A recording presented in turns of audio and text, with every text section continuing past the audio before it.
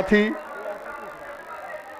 एक हमारे साथी से मिलवाना चाहूंगा जो रहते तो बंबई में हैं पर है पलिया है निघासन से। आज 20 साल से बंबई में हम हमारा नाम रोशन कर रहे हैं।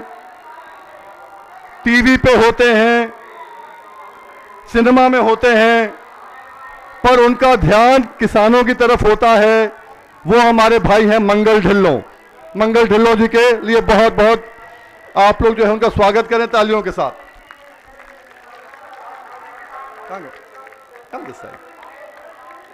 इधर ही आ जाइए। मंगल जी कल शाम को सीधा बंबई से इस कार्यक्रम के लिए आए हैं। आपके साथ अपने आप को जोड़ने के लिए आए हैं और केवल इस कार्यक्रम के लिए दिल्ली आए हैं। ऐसे किसानों के हमदर्द बहुत कम होते हैं। किसान के बेटे हैं, किसान की बात करते हैं और जो बच्चे फेसबुक पे देखते हैं उन्होंने बहुत जोशीली बातें वहां लिखी है और बहुत दर्द वाली बातें लिखी हैं जिसमें आदमी को रोना आ जाए कि किसान का क्या हाल है। मंगल ढिल्लों जी आए हैं और इनका फिर से एक बार तालियों से स्वागत करें। आपके बीच में बोलेंगे। अभी बोलना चाहोगे आप? पहले अभी बोलेंगे, बाद में बोलेंगे। एक बार ही मंगल ढिल्लों जी।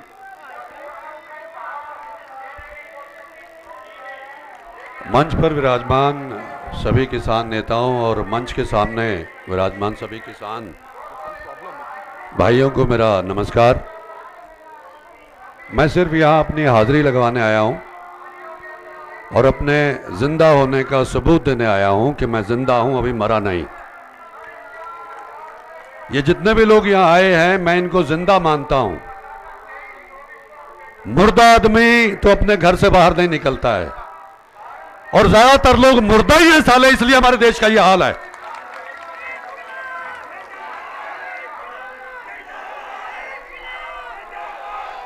महापुरुषों के मुताबिक जिंदा वो होता है जो देश के लिए, समाज के लिए कुछ करता है। मैं अक्सर ये कहता रहा हूं कि हम सब एक हैं मगर अलग। क्यों? हमको बांट रखा हमारे नेताओं ने, हमारे धर्म नेताओं ने, हमारे राजनेताओं ने। ये सीखा गुरु उन्होंने गोरों से, बांटो और राज करो, वही होता है। ये सपा का है, ये बसपा का है, ये कांग्रेस का है, ये बीजेपी का है।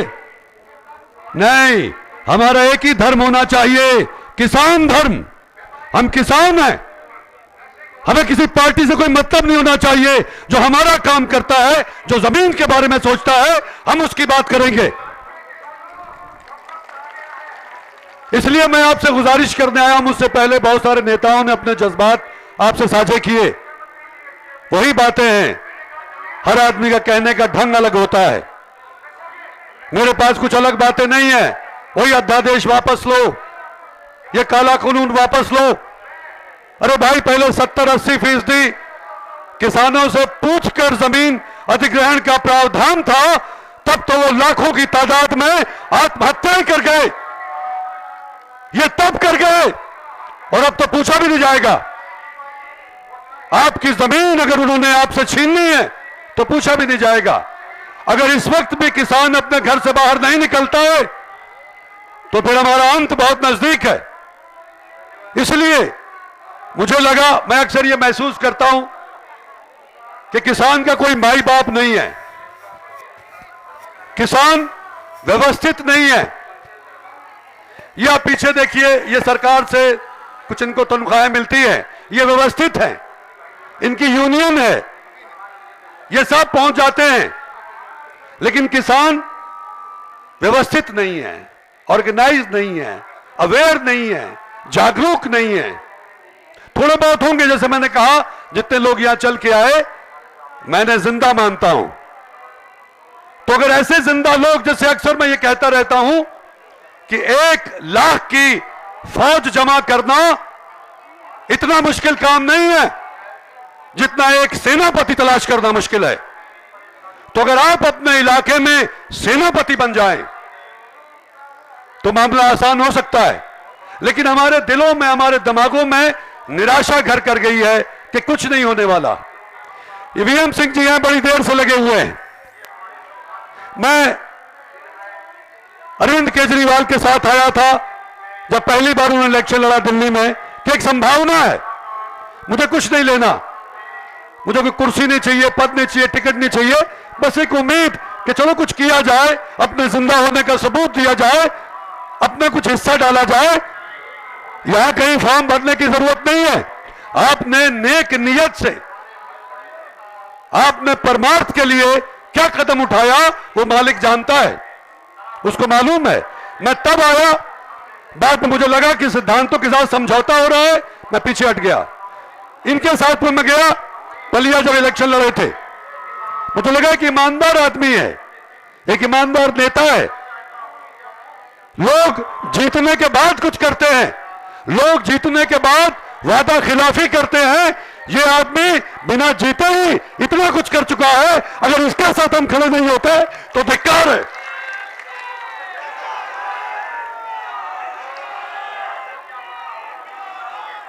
अगर एक आदमी जिसकी सुपारी दी गई, जिसे हर तरह से डराने की धमकाने की कोशिश की गई, जिस पर तरह तरह के मुकदमे ठोक दिए गए, अभी भी जो खत्म होगा तो इलाहाबाद भागेंगे। किसके लिए?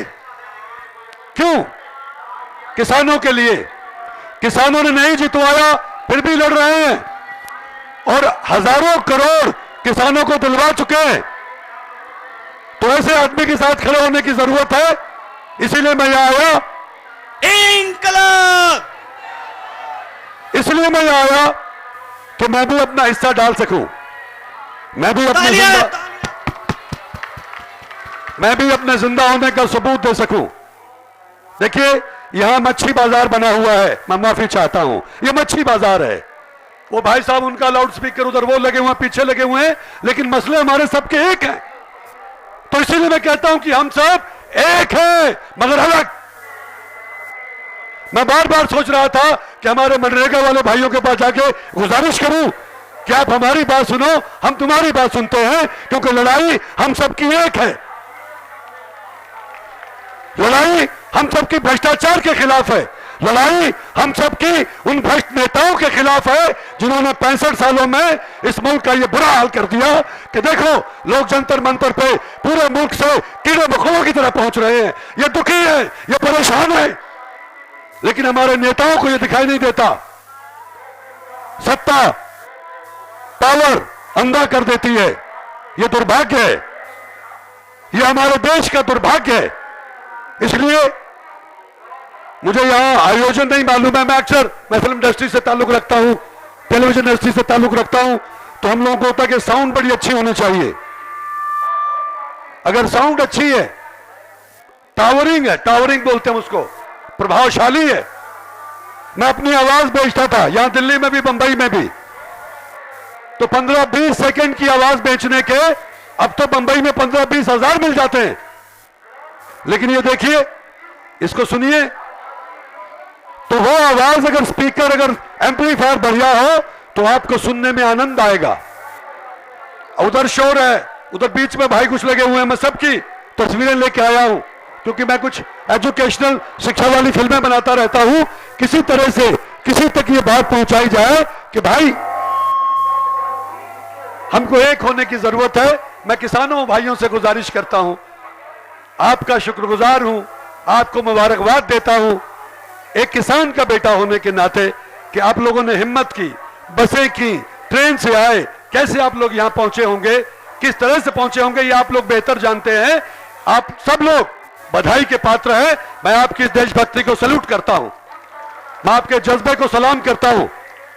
ये भीड़ है, भीड़ का कोई चेहरा नहीं होता है। मैं यहां आया अपनी हाजिरी लगवाने कि मैं वहां मौजूद था, जब किसानों को जरूरत पड़ी तो मैं वहां गया, मैंने अपने चंद जज्बात उनके साथ साझे किए। तो कोशिश करना, देखिए हम लोगों में आपस में बड़े मनमुटाव होते हैं, धड़ेबंदियां हैं।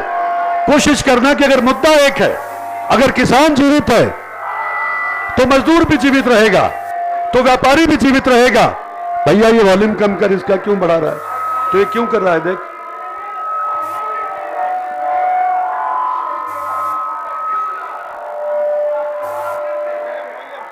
तो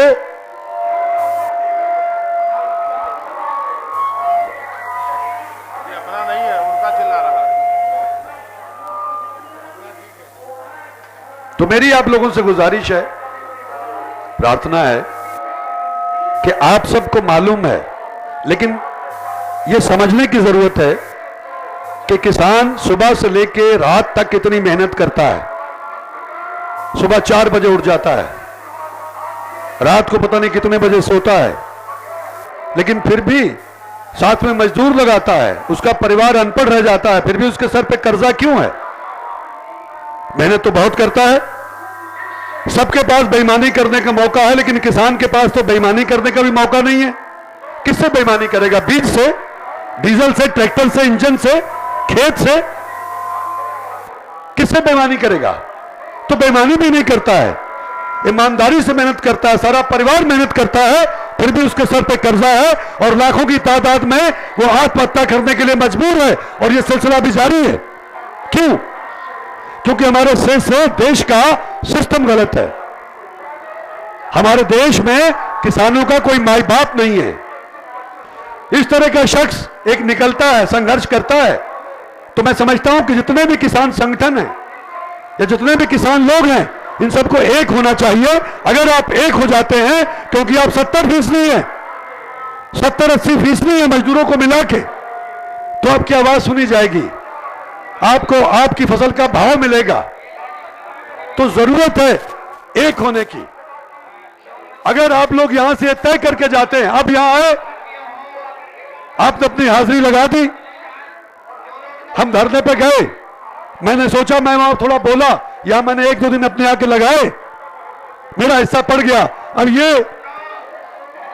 भाई सुनिए, ए मनरेगा वाले भाई, ए मनरेगा वाले भाई, हेलो, मैं 2 मिनट में खत्म कर रहा हूं यार, 2 मिनट बस, मैं खत्म करता हूं। ऐसे ही आपस में एक सिलसिला बना लेते हैं। मैं अभी समाप्त करता हूं।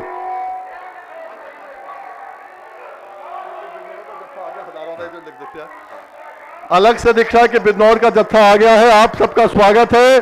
अपनी अपनी जगह ले ले। जो भाई यहां खड़े हैं, ये भाई भी पीछे जाने का काम करें। लंबा जब तक हो जाएगा तभी एहसास होगा कि किसान इकट्ठा है। यहां से वहां तक पूरा मिला दो, सब बैठ जाओ, आराम से बैठ जाओ। मैं आपको मिला दूं, अभी मंच पे मंगल ढिल्लों जी जो फिल्म अभिनेता है, आपके उत्तर प्रदेश के हैं, वो बात कर रहे हैं। जो लोग आ रहे हैं, आपका स्वागत है। बैठते रहिए, आगे चलते जाइए, बैठते रहिए, पीछे थोड़ा चल के बैठ रहिए, बैठ जाइए। दिक्कत है, मैं भी आके वहीं बैठ जाता हूं। बैठिए आप लोग। सॉरी उधर ऐसी प्रोफाइल दीजिए।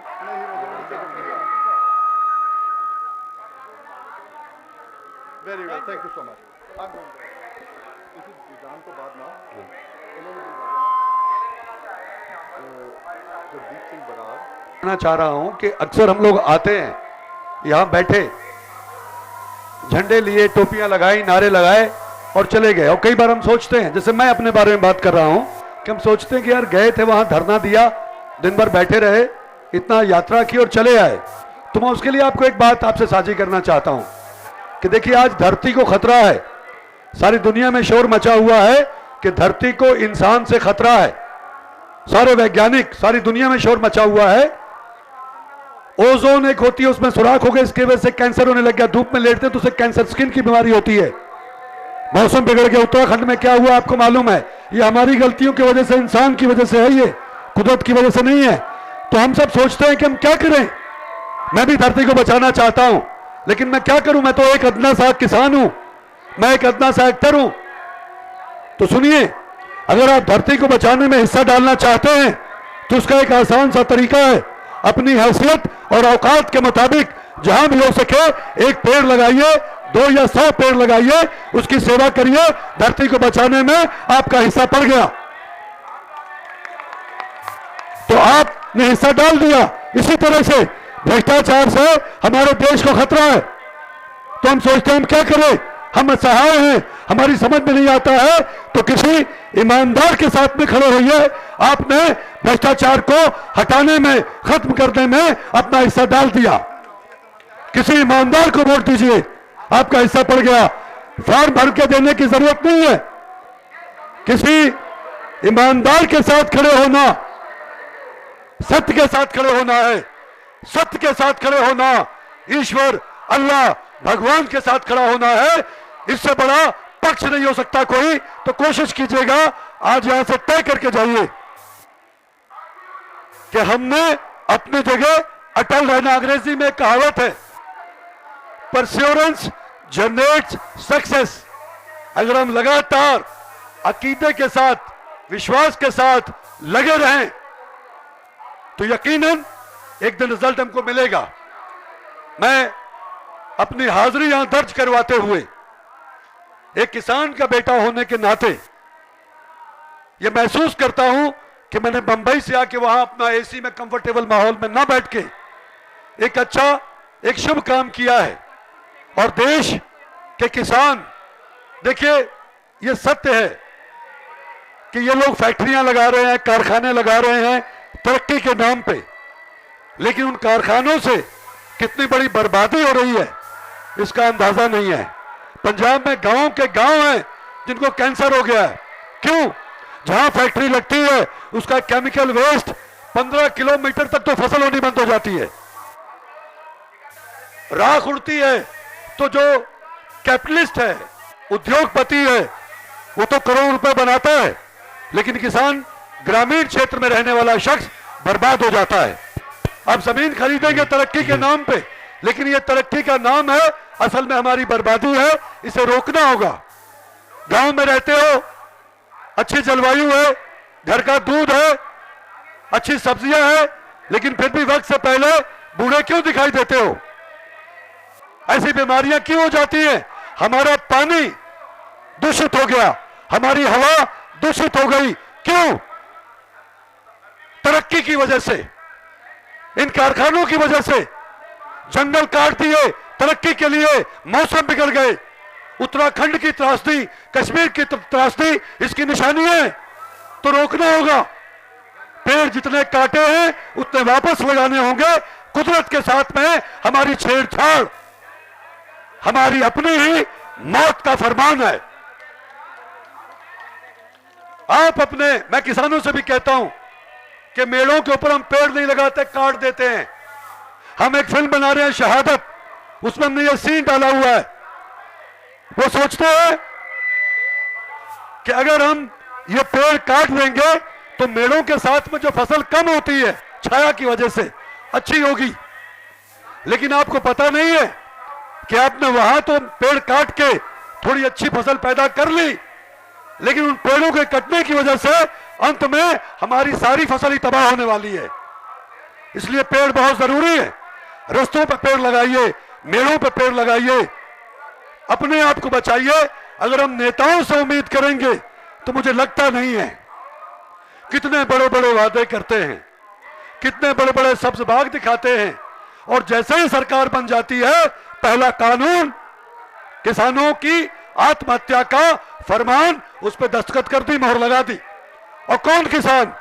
आप सोच के देखिए हमारे देश में कौन सी ऐसी बिरादरी है, कौन से ऐसे पेशेवर लोग हैं जिन्होंने अब तक लाखों की तादाद में आत्महत्या की हो? सिर्फ किसान है।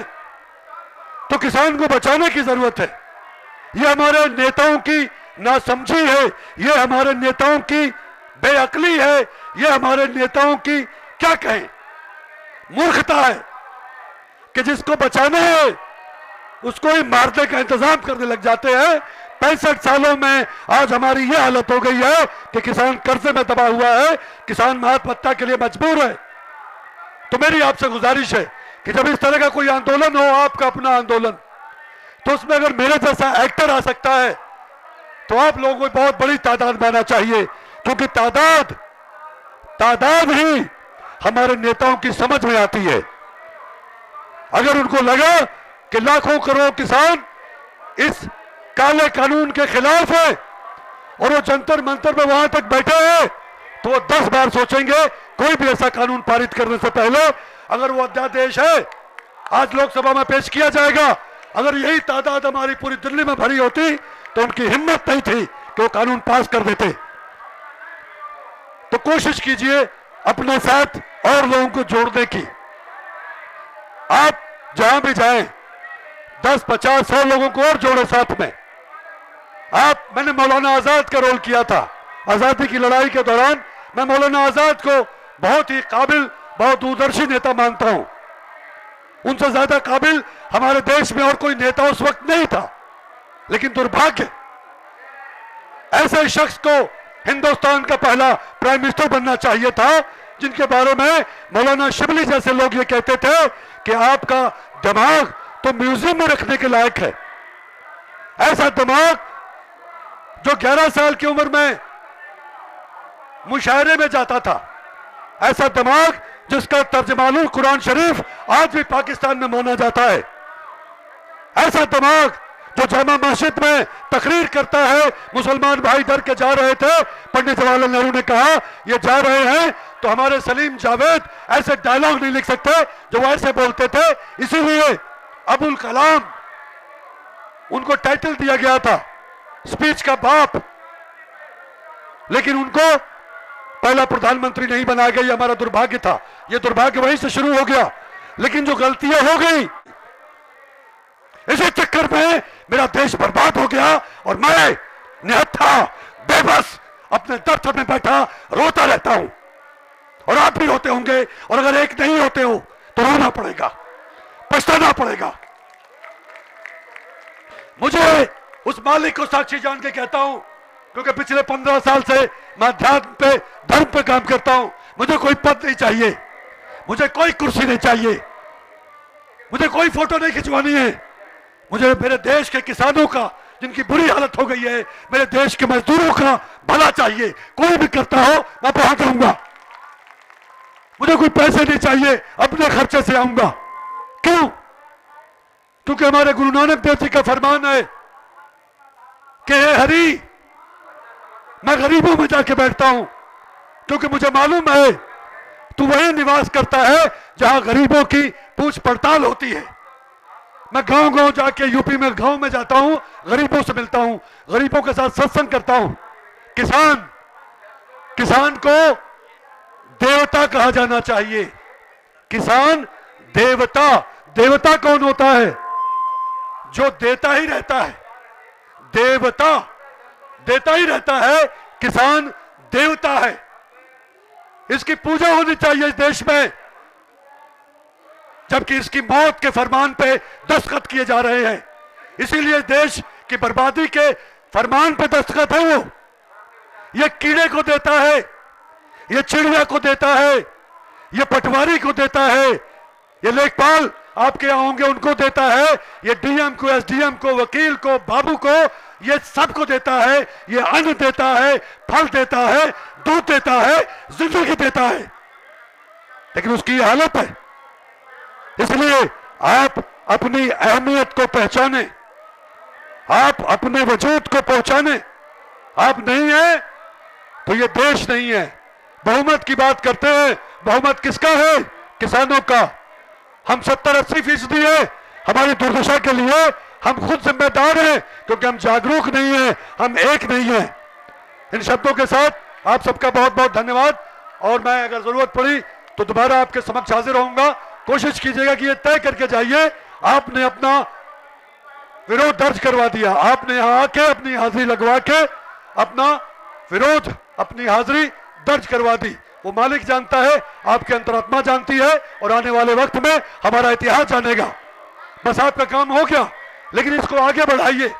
ये तादाद घटनी नहीं चाहिए, ये तादाद बढ़नी चाहिए, क्योंकि जब उद्योगपति और नेता इकट्ठे हो जाएं तो समस्याएं जरासंध बन के खड़ी होती हैं सामने। जरासंध एक राक्षस था जिसमें 10,000 हाथी का बल था। भगवान कृष्ण भी उसके सामने भाग चुके थे। अर्जुन को बच्चा समझता था, भीम उसको मार नहीं पा रहे थे।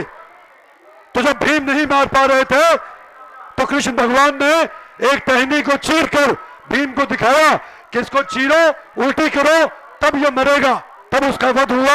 ऐसे ही सन 47 के बाद हमारे देश के उद्योगपति और हमारे नेता जुड़ गए।